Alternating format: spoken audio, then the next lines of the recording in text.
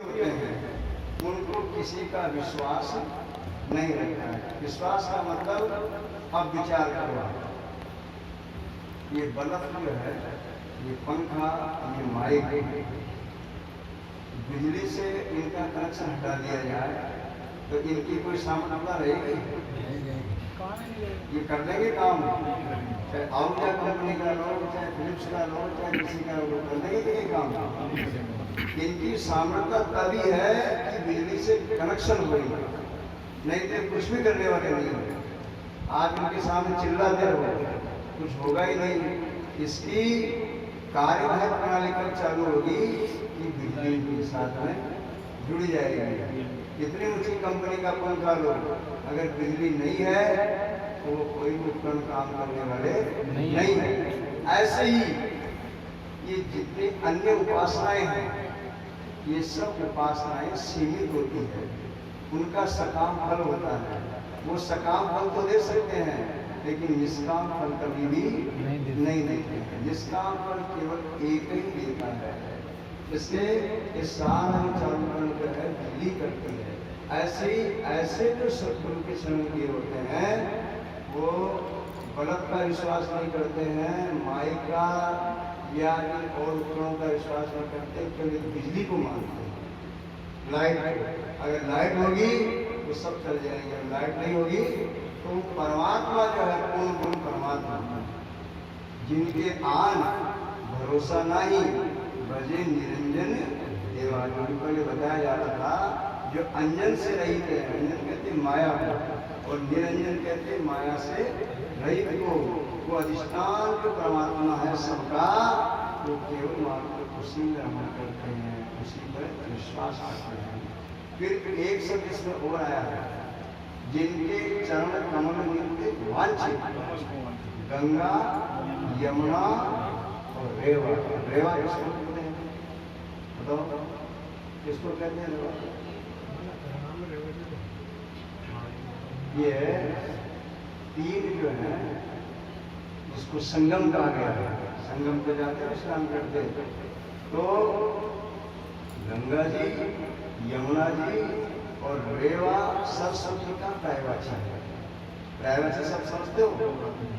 रेवा जो है सरस्वती जी का पर्यायवाची है। ये तीनों उनके चरणों के अंदर निवास करती है, चरणों को धोती है। इनको जो ऐसे संत हैं, ऐसे महापुरुष हैं जो केवल एक पर विश्वास करते हैं।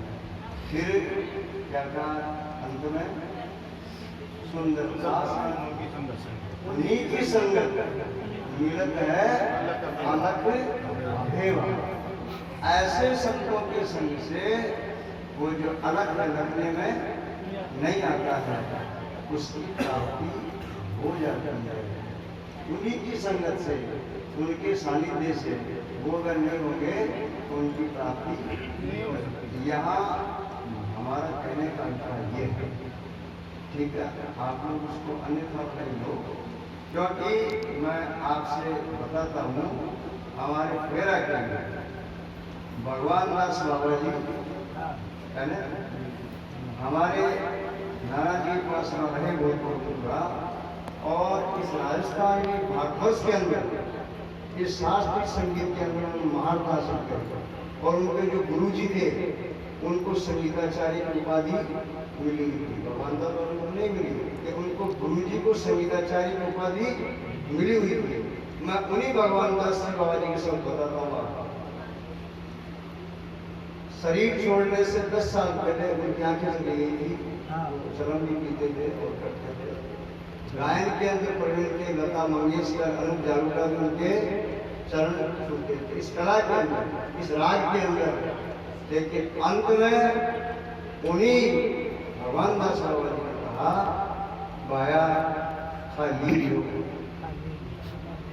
मैं खाली रियो जी काम के लिए आयो है, उनकर पर काम में रियो, वहा बाबा जी, वहा बाबा जी, में रियो आया जो जनमन को छुटकारो करो जो ने ये सब वंचित। मैं भगवान दास मालिक सब करूँ आपको इस सत्संग के अंदर। इसलिए राग तो गाइए लेकिन अनुराग भी समझो, अनुराग नहीं होगा तो कल्याण होने वाला 52 अक्षर सप्त स्वर गण भाषा 36 इतने ऊपर जो कथे तब जानो कभी ईश। ये जो 52 अक्षर है इससे जिब्या से होठ से ताली से मिलकर की व्यंजन सामग्री जो बनती है ये 52 अक्षर 7 स्वर जो है ये 7 स्वर और 36 रागनियां। 6 राग है और 36 रागनियां। ये ठीक है, अच्छी बात है, बढ़िया करना चाहिए, लेकिन इसमें अनुराग भी होना चाहिए, उस आत्म का बोध भी होना चाहिए, नहीं तो हम खाली रह जाएंगे। सुंदरदास जी महाराज कहते हैं बाजू माई तेल नहीं निक्षत कहूं विधि, पत्थर नहीं भीजे गोबर सब घन है, पानी के मते तो कहीं गत नहीं पाइए, कुकस को फूटे का निक्षत कन है, सुनिए की मुट्ठी भरे हाथ में भरत कछु, दूसरे के बुए का उपजत अन्न है, उपदेश औषधि कौन विधि रहेगा, एक सुंदर असाध्य रोग जाके मन है।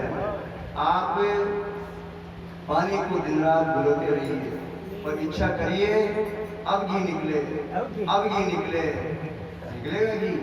अरे गुलगुल टूट जाएंगे, घी तो दही को भिगोने से ही निकलेगा। इसलिए अन्यथा न रह करके इन शब्दों को भी समझना चाहिए। गायन के साथ साथ में उसका मर्म भी तो हमारे जीवन का भी कल्याण।